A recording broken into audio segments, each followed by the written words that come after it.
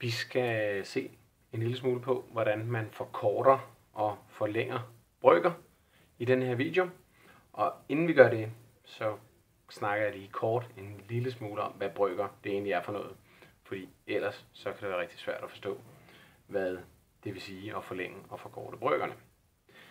For at gøre det, så starter jeg med at tegne en tallinje, som går fra 0 op forbi 1 og videre derudad, som tallinjer gør. Det vi skal koncentrere os om i dag, det er området mellem 0 og 1, og altså det, der hedder de ægte brøker. Og det er jo det brøker er. Brøker, det er alle de tal, der ligger inde imellem de hele tal. De hele tal er sådan set også brøker, og det kommer vi også til. De fleste er godt klar over, at midt imellem 0 og 1, der ligger en halv, og det kan man jo skrive på mange forskellige måder. Man kan skrive 0,5 og 50% osv. Men da vi arbejder med brøker i dag, så er det tallet en halv, vi skriver. Altså brøken en halv. Og brøker er bygget op af en tæller, det er det øverste tal, og en nævner, det er det nederste tal. I det her tilfælde er tælleren 1, og nævneren er 2. Brøken en halv, den kan man også prøve at lave en grafisk afbildning af, altså man kan lave en tegning. Det kan man for eksempel gøre med sådan en stolpe her.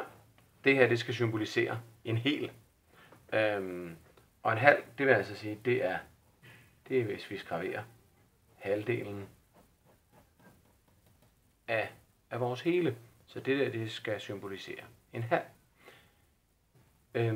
Hvis nu vi for eksempel deler den her op i 4 i stedet for, så vil vi bemærke, at vi har hverken graveret mere eller mindre, og alligevel så ser det lidt anderledes ud lige pludselig. Vi har nemlig delt den hele op i noget andet end halve. Og det viser os, at brøken en halv, den kan vi altså også godt skrive som 2 fjerdedele i stedet for. Vi har delt den hele op i 1, 2, 3, 4, og der er graveret nøjagtigt det samme, men nu er det bare 2 dele, der er graveret. Så en halv, det er altså lig med 2 fjerdedele. Da det jo er forkortelse og forlængelse af brøker, vi skal arbejde med i dag, så giver det rigtig god mening at vide, at en halv, det er lig med 2 fjerdedele.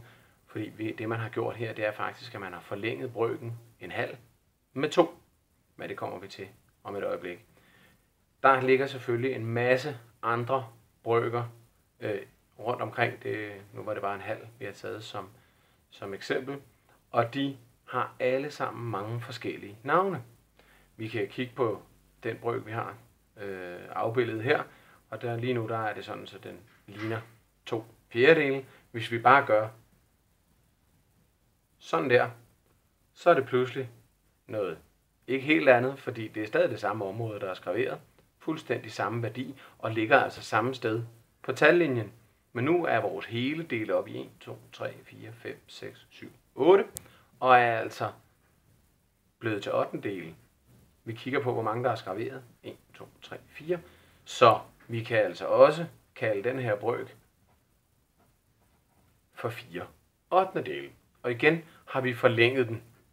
Det vil sige, når man tager en brøk, og så ændrer man på de tal i brøken. Man ændrer på de tal, der står i tælleren og nævneren, men man ændrer altså ikke på brøkens værdi. Brøken befinder sig stadig det samme sted på tallinjen. Faktisk burde vi skrive 4 8. del her også, altså nede under det samme sted. Alright. Det her, det er for at give en forståelse af, hvad det er, man gør, når man forlænger en brøk. Vi har forlænget brøken, når fra den bliver en halv til 2 fjerdedele, der har vi forlænget den med 2. Og igen, fra den bliver fra 2 fjerdedele til 4 8. del, har vi også forlænget med 2. Nu vil jeg vise, hvordan man gør det, uden at skulle arbejde med grafisk afbildning, men man bare har de rene tal i brøken. Vi fortsætter lige med at kigge på en halv, og så kigger vi på nogle andre brøker bagefter. En halv, den kan man forlænge med 2, Og forlænge, det vil sige, at man ganger med det samme tal i både tælleren og i nævneren.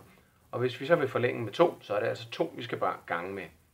Man kan for eksempel vise det ved, at man laver en lille pil, hvor man skriver gange med 2 op ved tælleren og gange med 2 nede i nævneren.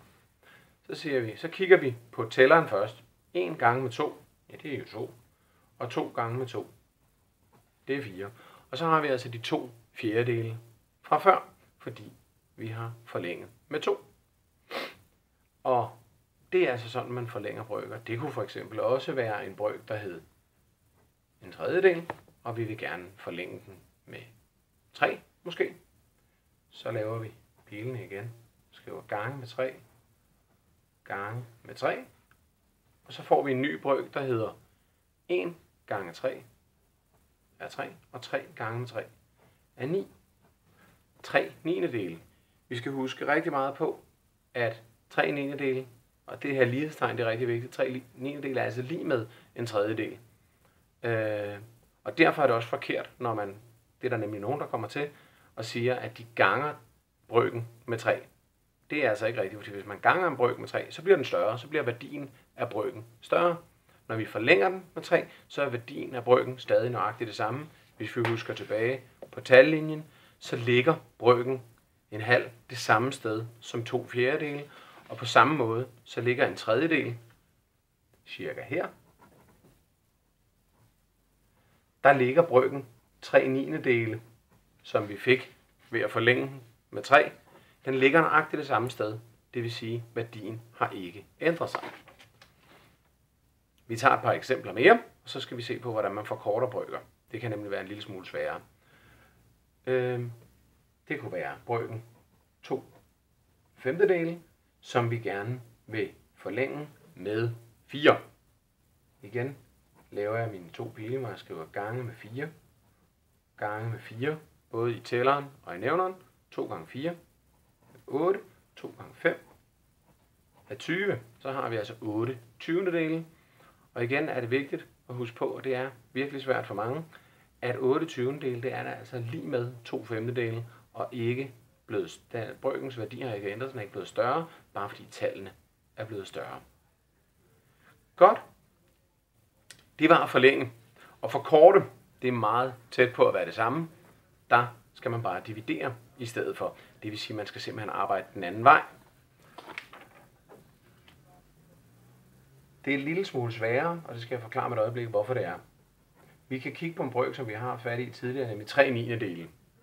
Hvis vi gerne vil forkorte den, så skal vi ind og dividere i både tælleren og nævneren med det samme tal. Og der har vi grunden til, at det er en lille smule sværere, fordi der er vi nødt til at finde et tal, som går op i både tæller og nævner. Når vi skal forlænge brøken, så kan vi bare gange med et tal. Når vi skal forkorte, så er vi nødt til at finde et tal, der går op i dem begge to. Nu har vi jo lavet den her før, så vi kender lidt til det. Vi skal kigge på tælleren, den er 3, nævneren, den er 9. Og så må vi finde et tal, der går op i dem begge to. Det ved vi heldigvis fra tidligere, det kunne være 3. Så igen laver jeg mine pile, og den her gang, der skriver jeg bare divideret med 3 i tæller op ved tælleren, og divideret med 3 nede i nævneren. 3 divideret med 3, det er jo 1, og 9 divideret med 3, det er 3. Så har vi vores 3 niendedele, der er blevet til 1 tredjedel. Det vidste vi jo godt i forvejen, fordi vi har netop forlænget en tredjedel og blevet til 3, der er som blevet til 3 niendedele.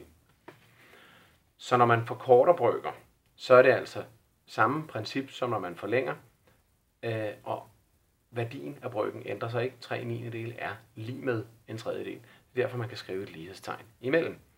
Nu var det en brøk, som vi kendte i forvejen, og derfor så var den nem nok, men vi kigger på et par andre brøker, som ikke er kendt i forvejen. Det kunne for eksempel være 4 tolvtedele, som vi gerne vil forkorte. Vi er nødt til at finde et tal, som går op i både tælleren og nævneren. Så vi skal altså kigge på 4 og 12 og finde et tal, der går op i dem begge to. Det første, man kommer i tanke om, det er måske 2. Det går i hvert fald op i både 4 og 12. Når man forkorter brøker, så er det imidlertid altid en god idé at forkorte mest muligt. Altså finde det største tal, som går op i både tælleren og nævneren. Så jeg kigger lidt videre. 4 går jo selvfølgelig også op i 4, det går også op i 12. Så 4, det er jo større end 2. Så er det smartere, bedre at forkorte den med 4 i stedet for. Alt efter, hvad man skal bruge det til. Det kommer vi til i en anden video. Hvis vi vælger at forkorte den med 4, så gør vi ligesom før. Vi laver vores pile divideret med 4, og hernede divideret med 4. 4 divideret med 4, det er jo 1. Og 12 divideret med 4, det er 3. Vi opdager, at den kan blive også til en tredjedel. Og hvis vi så er rigtig skarpsindige, så kan vi regne ud, jamen, at 3 niendedele og 4 tolvdele, det er i virkeligheden også det samme, fordi de er begge to lige med en tredjedel. Det vil sige, at alle brøker, der står på papiret lige nu, de har altså den samme værdi, nemlig en tredjedel. Alright, vi kigger på en ny brøk. Det kunne være 8 32-dele, som vi gerne vil forkorte. Der er også et forskelligt antal muligheder.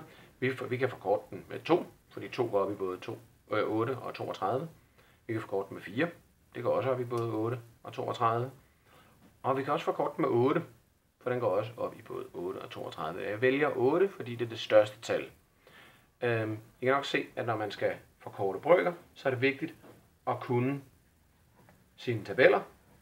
For ellers så kan det blive rigtig svært at finde ud af, hvad det er, for man skal forkorte med at finde et tal, som går op i både tæller og nævner. Men vi forkorter altså med 8. 8 divideret med 8, det er 1. 32 divideret med 8, det er 4. Så 8 32-dele, det er altså lige med en fjerdedel. Godt.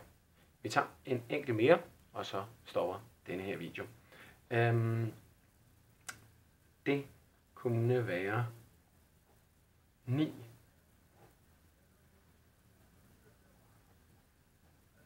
54-20-dele. Og vi skal igen kigge på tælleren og nævneren. Har vi noget, der kan gå op i dem begge to? Og det er der. 9 går op i dem begge to. Jeg vil den her gang vælge at forkorte med noget andet end det største tal, men simpelthen vælge for eksempel 3. Det er også et tal, som går op i både 9 og 54. Det er bare for at vise, at det behøver ikke altid at være det tal, der står i tælleren, man vælger. Det kommer lidt an på, hvad man skal bruge det til. Det tal, der står i tælleren, det er jo tit det største, der kan gå op i dem begge to, hvis det også går op nede i nævneren. I det her tilfælde, der går 9 op i både 9 og 54, men jeg vælger at forkorte med 3 i stedet for. Så skriver jeg divideret med 3 og divideret med 3. 9 divideret med 3, det er 3. Og så skal jeg kigge på 54 divideret med 3.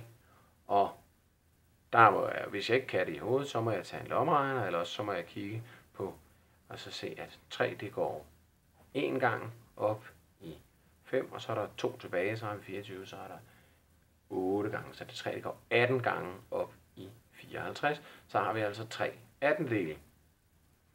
Og det er jo en fin forkortelse. Måske skulle jeg alligevel have forkortet den mere. Så kan man altid gøre det bagefter. Der er ikke noget forkert ved, at man først har forkortet med 3, fordi så gør jeg bare det, at jeg lige kigger på tallene igen, så kan jeg forkorte den igen. Så ser jeg på tælleren, den er 3, nævneren, den er 18, og der er 3 går op i dem begge to, så forkorter jeg den med 3 en gang til.